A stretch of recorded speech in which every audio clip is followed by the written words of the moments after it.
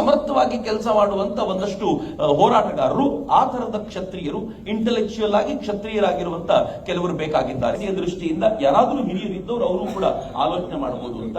ಇನ್ನು ನಾಲ್ಕನೇದಾಗಿ ಪ್ರತ್ಯಕ್ಷವಾಗಿ ಆನ್ ಮಾಡಬಲ್ಲಂತ ಸಮಾವೇಶಗಳನ್ನ ಮಾಡಬಲ್ಲಂತ ಒಂದು ಪ್ರಯತ್ನವನ್ನು ಮಾಡುವಂತಾಗಬೇಕು. ಹೀಗೆ 4 ದಿಕ್ಕುಗಳಲ್ಲಿ ನಾವು ಚರ್ಚೆ ಮಾಡ್ತೀವಿ. ಅನೇಕರಿಗೆ ಅನ್ಸಿರ್ಬಹುದು, ಏನ್ ಅನ್ಸಿದೆ ಅಂತಂದ್ರೆ ಸ್ವಾಮೀಜಿಯವರಿಗೆ ನಿಷೇಧ ಹಾಕಿದ, ಸ್ವಾಮೀಜಿಯವರ ನಿಷೇಧವನ್ನ ಹಿಂತೆಗೆದುಕೊಳ್ಳುವಂತ ಹೋರಾಟ, ಅದನ್ನ ಶಾಶ್ವತವಾಗಿ ಇಲ್ಲವಾಗಿಸುವಂತ ಪ್ರಯತ್ನವನ್ನ ನಾವು ಹೋರಾಟೆಯನ್ನ ನಿಮ್ಮ ಮುಂದೆ ಇರಿಸುವಂತ ಪ್ರಯತ್ನ ಮಾಡ್ತೀವಿ.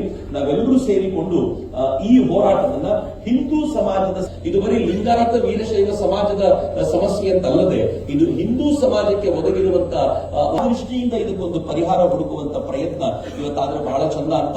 ಆ ಕಾರಣಕ್ಕೆ ನನ್ಗೆ ಅನ್ಸೋದೇನು ಅಂತಂದ್ರೆ ಆಯೋಜನೆ ಮಾಡಿರೋದು ನಾವೆಲ್ಲ ಸೇರ್ಕೊಂಡು ಸ್ವಾಮೀಜಿ ಅವರು ಕರೆದಿರೋದು ಯಾಕೆ ಅಂತಂದ್ರೆ ನೀವು ಬಂದ್ರೆ ಮಾತ್ರ ಬಹಳ ಸ್ವಾಮೀಜಿಯವರನ್ನೇ ಕೇಂದ್ರವಾಗಿ ಇಟ್ಕೊಂಡು ನೀವೇ ಮಾತಾಡಿ, ನೀವೇ ಹಿಂಗ್ ಮಾಡಿ ಅಂತ ಹೇಳಿದ್ರಲ್ಲಿ ಅರ್ಥ ಇಲ್ಲ.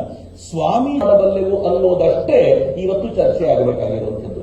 ನನ್ನ ಗುರುವಿಗೆ ಅವಮಾನವಾಗಿರುವಾಗ ಈ ಗುರುವಿಗಾಗಿರುವಂತ ಈ ನೋವನ್ನ, ನನ್ನ ಧರ್ಮಕ್ಕಾಗಿರುವಂತ ನೋವನ್ನ ನಾನು ಹೇಗೆ ಪರಿಹಾರ ಮಾಡಿಕೊಳ್ತೀನಿ ಅನ್ನೋದಕ್ಕೆ ನನ್ನ ಕೊಡುಗೆ ಏನು ಅನ್ನೋದಷ್ಟೇ ಇವತ್ತಿನ ಚರ್ಚೆ.